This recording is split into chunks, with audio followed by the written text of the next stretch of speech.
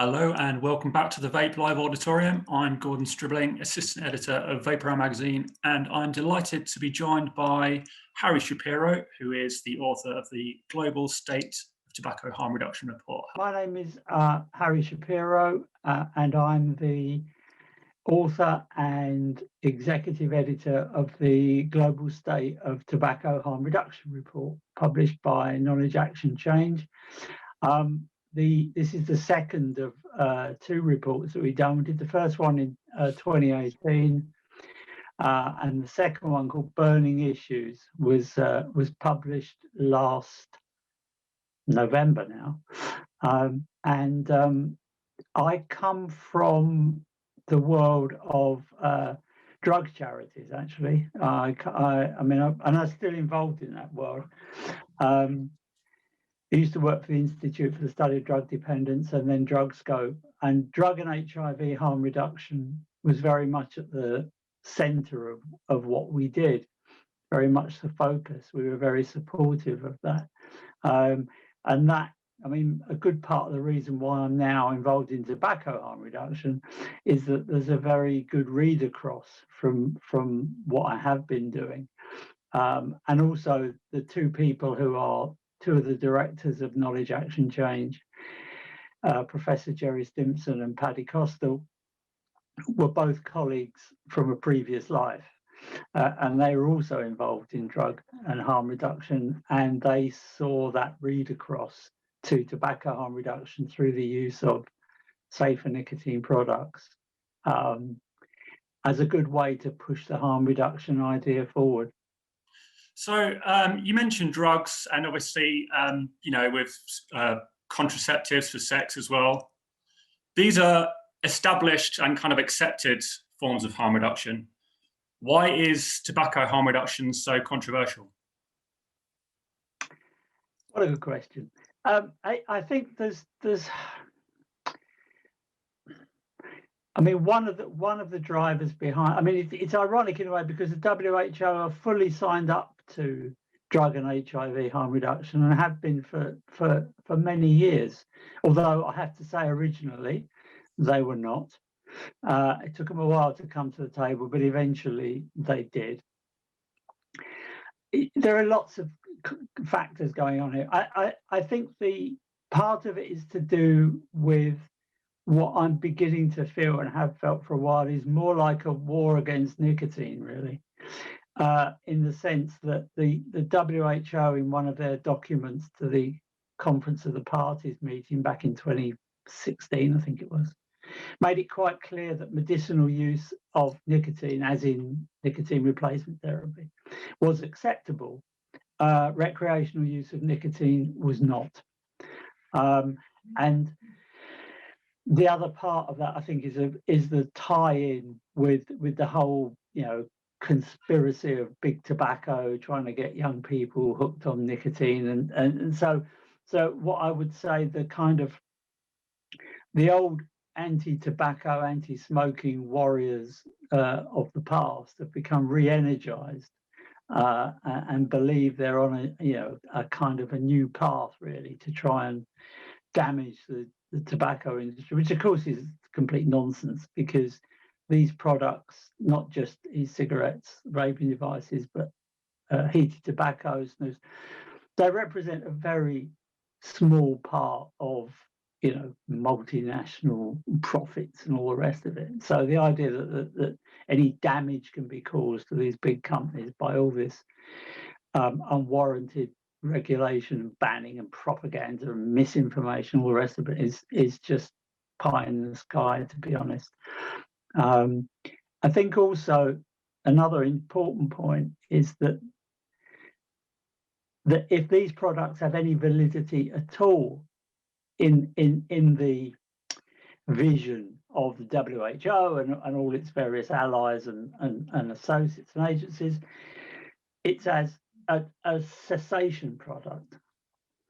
And of course, most people who've transitioned from smoking to vaping do not see these things as cessation products, because they want to carry on enjoying nicotine, but without all the damage associated with smoking cigarettes.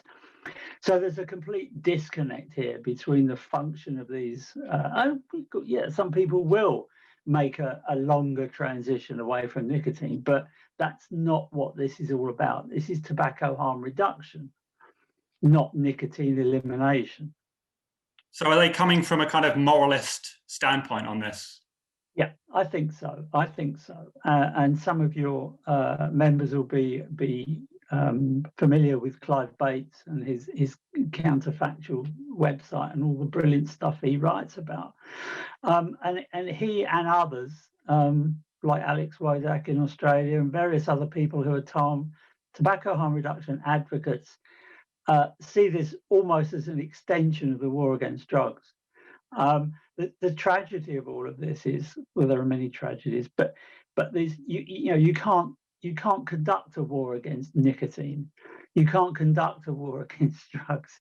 You can only conduct a war against the people who use them, and that's what's going on, I think, very much so in this attempt to try and kind of eliminate nicotine from the social and cultural landscape, which of course is destined to fail, and by and large will only result ultimately in many people reverting back to the most dangerous way of consuming nicotine that there is.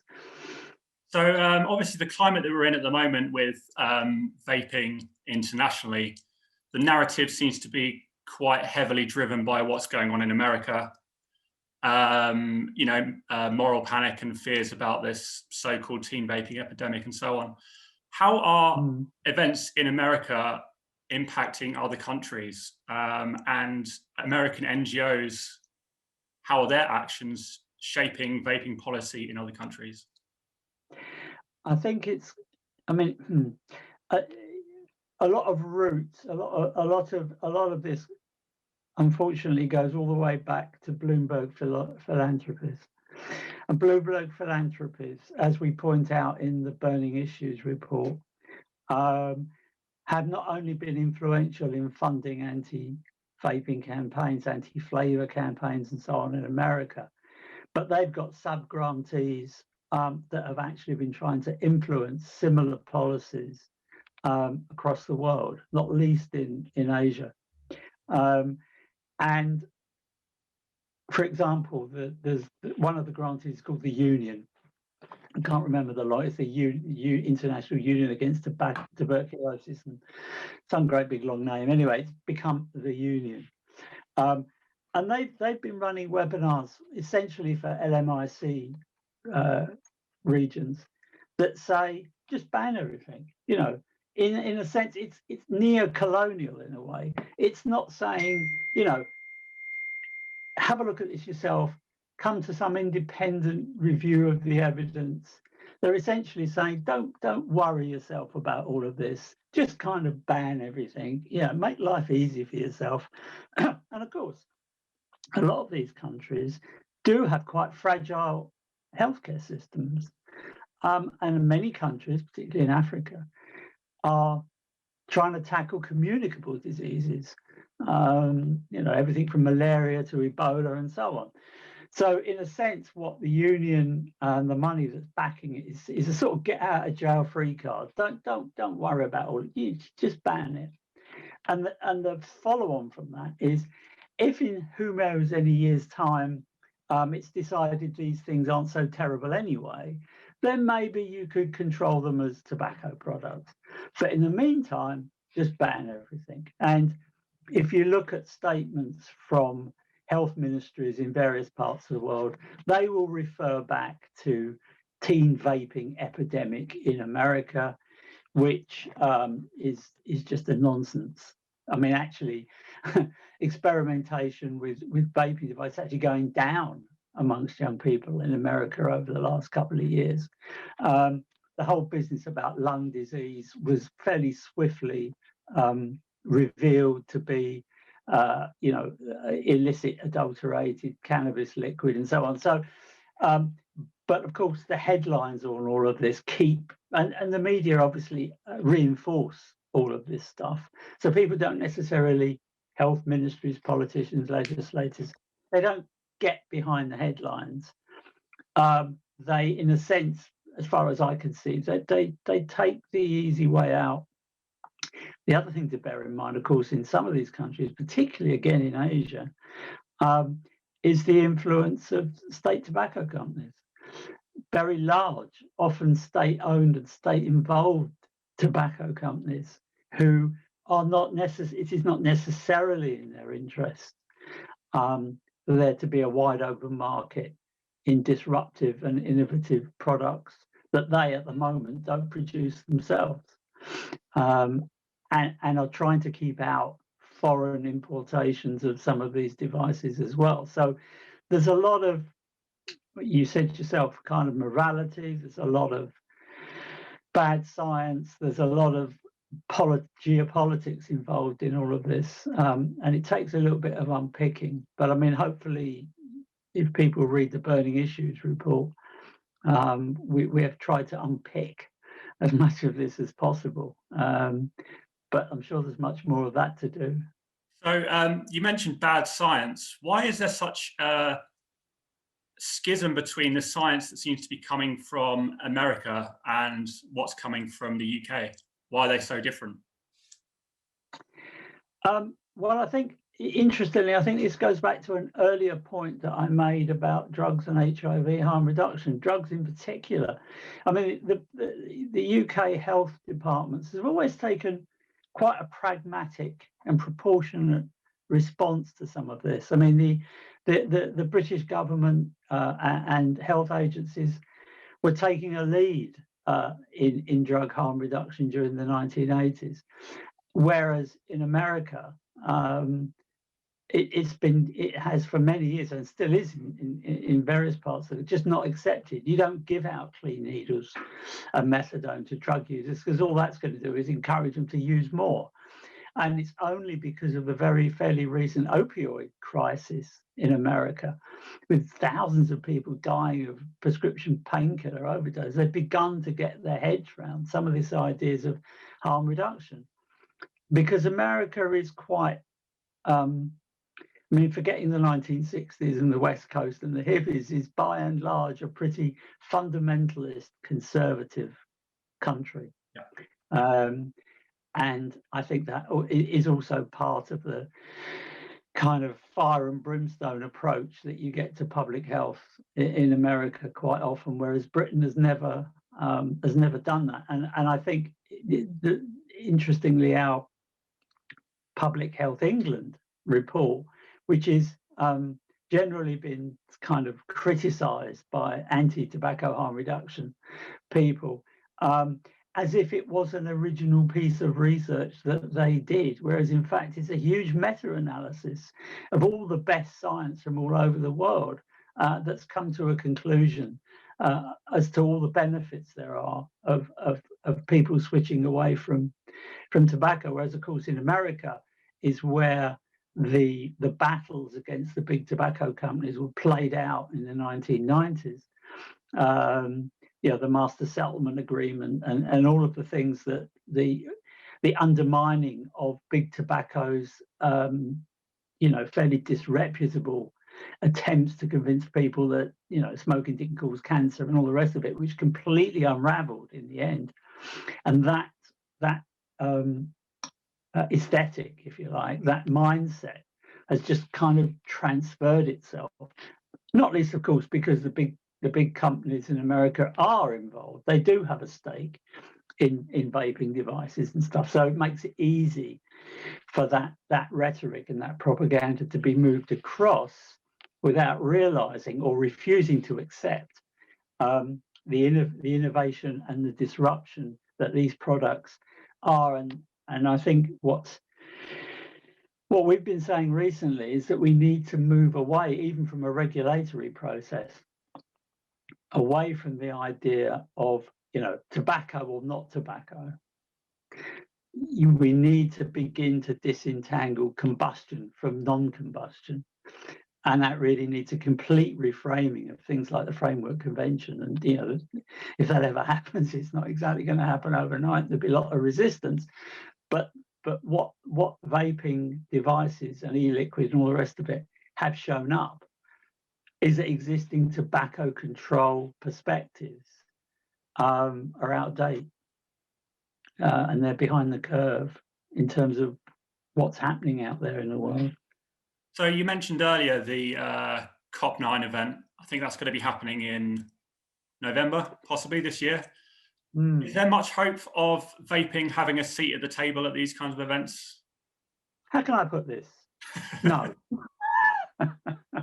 I mean, there's some idea, and I don't quite know how this will play out, that COP might actually just be a virtual event this year, and that maybe they might not necessarily be focusing on policy. It may be more to do with funding and process, and they might push this policy debate back to COP10. But the certainly the mood music up to now, with the WHO Quit campaign for 2021, and the EU Beat Cancer plan, and the opinion paper from the European Union scientific body SCHEER about safer nicotine products, all seems to be moving in the same direction of more regulation and so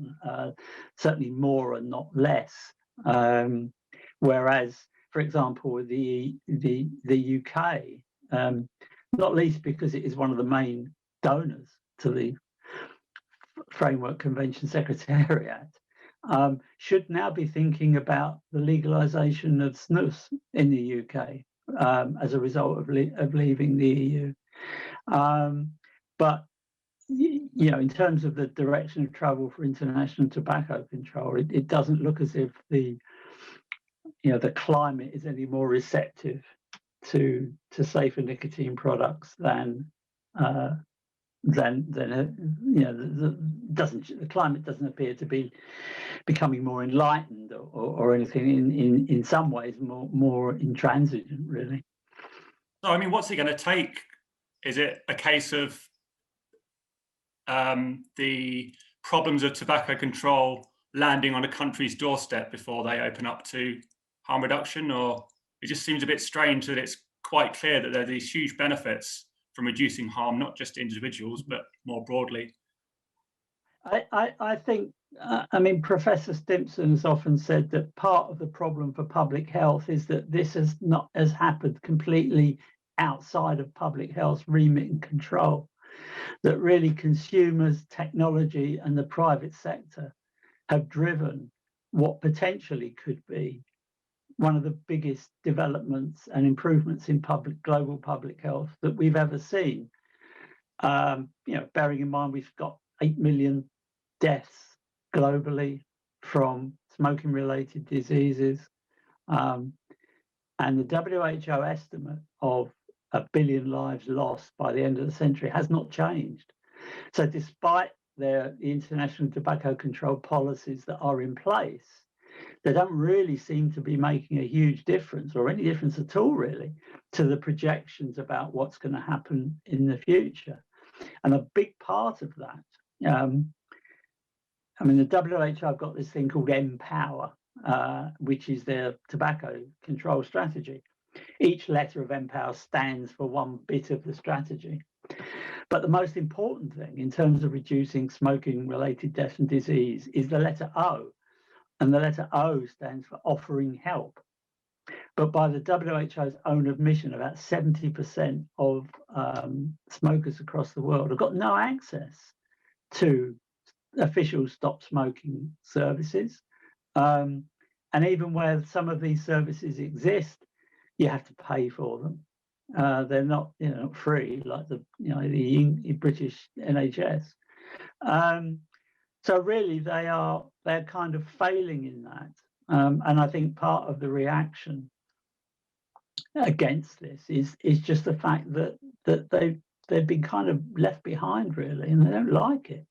It kind of upsets their whole sense of purpose, really, to have a substantial slice of non-communicable disease health policy literally taken out of their hands and they will do everything to keep hold of it. And a main way of keeping hold of it is by making sure that these disruptive products, don't get a look in.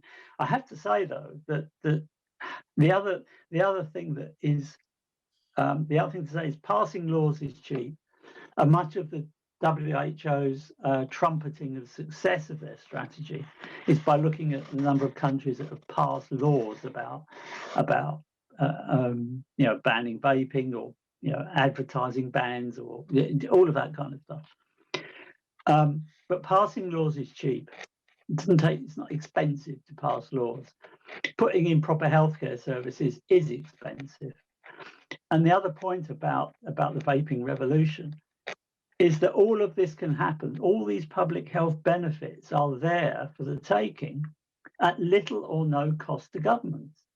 Now, you can't say that about pretty much any other public health intervention. Look at the amount of cost involved in COVID vaccination programs across the world at the moment. It costs millions. Millions to develop and distribute, and all the systems you need in place to make people get vaccinated. You don't need that. You just need to step aside, with proper production standards and all the rest of it for the products, because you don't want people, you don't want to turn this into kind of cowboy country where people are using dangerous devices. But then again, nobody who vapes or uses any of the other products, wants to be put at risk by the devices that they're using. Everybody wants proper standards. But that aside, there is no reason to take the approach that's being taken, to either try and ban or to treat them as tobacco products, which is patently ridiculous. So that they're not looking at this from a public health perspective. I think this is the point. If they did look at this from a serious public health perspective, I think the landscape would change. What it takes to change, I don't know. But it's worth bearing in mind that we've done our own projections at KAC about the number of global vapers there are, and we put the figure at somewhere in the region of 100 million. And that's happened, kind of despite all the propaganda and rhetoric and bans and regulations and all the rest of it. So I often use an analogy from Jurassic Park when the scientists thought that because they just made female dinosaurs, there was no way that you could have baby dinosaurs because they were all females. And the Jeff Goldblum character says, yeah, that's all very well, but nature will find a way. And of course, in the film, nature does find a way, and you get more dinosaurs. And in a sense, I think that what is likely to happen is that consumers will find a way. Now, that's not the environment you particularly want to operate in. You want to be, having an open, legitimate business. But I think that particularly because of online sales and all the rest of it, I think that people will carry on, finding a way to get the products that are going to help improve their life or even save their life. And it's incomprehensible, really, that the health agencies around the world just don't see that. So what can the vapers on the ground be doing to defend their rights to vape? I think that politicians will listen. I mean, when the European Tobacco Products Directive was being constructed and written, which was before I got involved in all of this, but my understanding was originally, they were going for quite stringent bans and all the rest of it. And there was a welter of complaint and letters poured into the EU Commission from vaping organisations and consumers and all the rest of it. And it seems to be no doubt that it helped to mitigate the worst of what the TPD could have been in the end. So I think that it's just a question of not just complaining on the basis of kind of choice and kind of individualism and all of that kind of point, but I think the arguments need to be made on the public health grounds. And I think politicians need to be told and pointed to the right legislation, the right evidence on the basis of this, without necessarily getting caught up in the idea that the only value these products have is to get people off of everything. You know, I think there has to be a realization that in the same way people can consume caffeine without any desperate ill long-term effects, the same applies to nicotine, which is in itself a relatively benign substance compared to all the crap that you get when you set fire to a cigarette. So keep pushing is the message, you know, either through your vaping associations, vaping manufacturers, and just on an individual basis, you know, just keep the pressure up. Brilliant. Well, that's a positive note to end on, I think, Harry. Okay. So thanks a lot for talking about us today at Vape Live. And have a good event. Take care. Bye. Cheers.